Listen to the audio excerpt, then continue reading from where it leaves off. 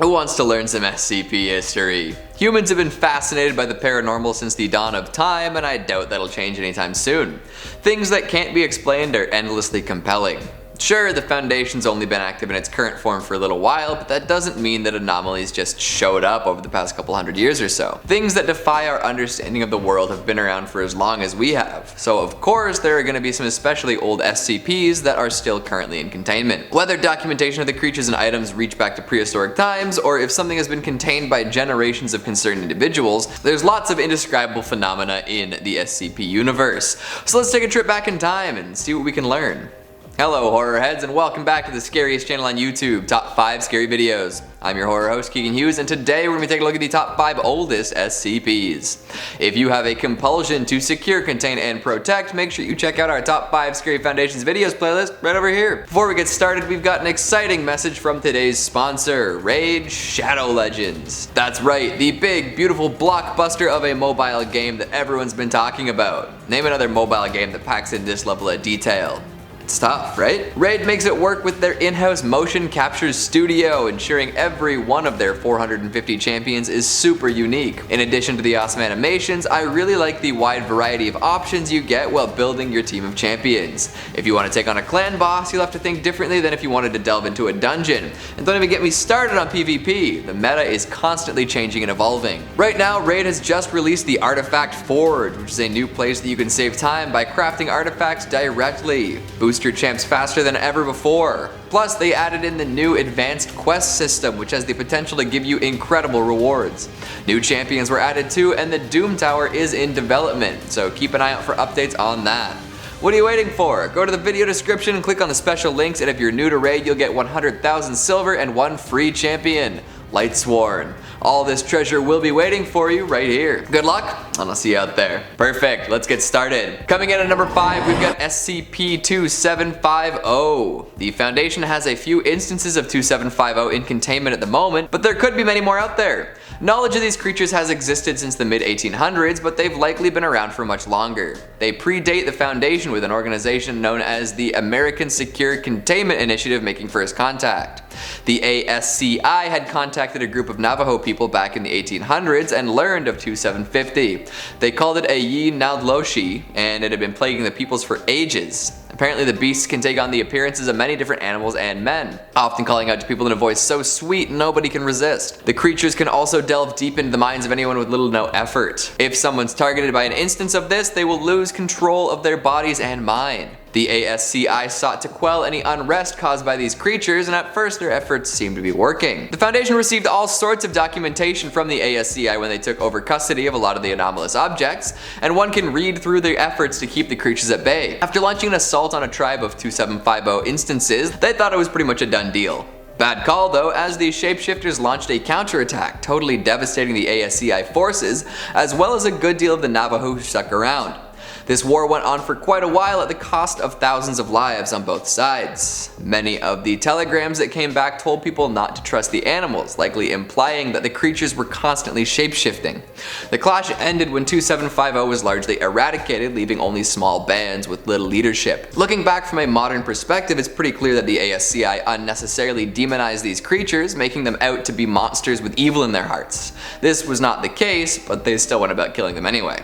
Definitely some parallels here, eh? Coming in at number 4, we've got SCP-769, an ancient artifact. Always fun, right? This one takes the form of an old bowl made of pottery. It's got a golden glaze and is covered with white residue. There are preserved sea creature bits stuck in this residue and some sort of pattern carved into the rim. The Foundation has yet to remove any pieces or attempt to restore the patterns in the bowl, as doing so may reduce its efficacy. The bowl comes from an ancient civilization, one that is redacted, unfortunately. It seems to be tens of thousands of years old, although its actual age is redacted too. This bowl is fascinating. Anyone who drinks from it will learn something from said ancient civilization, like The memory just appears in your head pretty much instantaneously.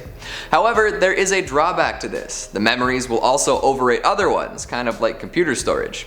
So you might learn something about the politics of an ancient society, but you'll end up losing your memories of the 3rd grade. Or maybe you'll discover some schematics related to ancient machinery, but lose out some of the memories from your career. One might think the potential trade-off could be worth it, but as of right now, no information divulged from the bolt has been particularly useful. It's mostly just trivia from a world that really has nothing to do with ours. After thousands of tests on different D-class subjects, it was discovered that the bolt actually started to repeat information. It survived for tens of thousands of years, held onto information, retained its ability to anomalously disseminate these facts, and still ended up being largely useless.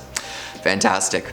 I suppose it could be used as a form of amnestic if people were to drink from it often enough. Coming in at number 3, we've got SCP-557. As a general rule of thumb, I tend to avoid ancient tombs. High curse potential, the possibility of undead guardians, etc, etc. But hey, it's your life. Go check out ancient tombs if you want to. This one in particular should be avoided though. Remember when I mentioned that folks have been trying to deal with anomalies since way back before the Foundation was even an idea? Well, this is a perfect example. Built around 2400 BCE, this tomb seems to be more than just a tomb. There are 5 underground levels, each with apparently increasing levels of security. Living quarters and weapons were found on the first level, seemingly providing a place for guards to hang out. Levels 2 and 3 are recorded as a prison for heretics and sorcerers, which is always fun. Then we get to level 4, described as a place for the abnormal. You've probably already guessed what abnormal means in this case. Skeletons resembling some modern SCPs were discovered locked away in stone cells on this level. Containment chambers from thousands of years ago, who knew? Level 5 is where the real danger begins though. It's a long hallway, absolutely packed with booby traps. If you can make it to the end, there is a large room containing a granite block, and at some point something was chained to this block. Not anymore though. Whatever was so dangerous that it had to be chained and buried underneath an ancient prison has escaped. Uh-oh. Coming in at number 2, we've got SCP-1962. What's cooler than an ancient cursed sword? Nothing, that's what. So SCP-1962 is pretty cool. It's an Egyptian khopesh or sickle sword dating back to 1780 BCE. The sword is covered in hieroglyphics and has an interior cavity running the length of the blade. Within this cavity lies living cardiac muscle tissue. Nobody can explain how this tissue still remains functional. If a living human grips the sword, the cardiac muscle will fuse the sword to the person. Then the tissue permeates the person's skin, merging with their dermis, and burrows its way towards their heart.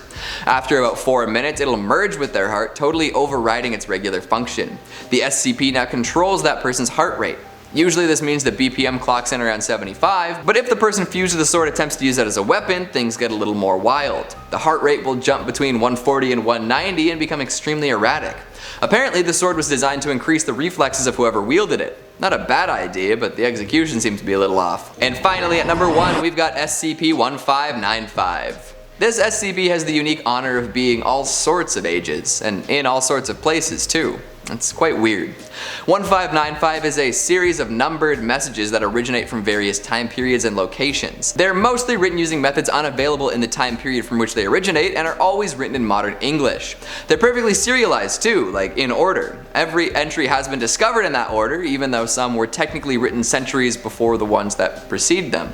Like, the first message was discovered inside of a mausoleum in the 1700s, but the third message, numbered that way and with information that corresponds to being later in on the timeline, was written in 1453. Message 20 was discovered on a scroll dating back to 650, and message 51 was from 5000 BCE.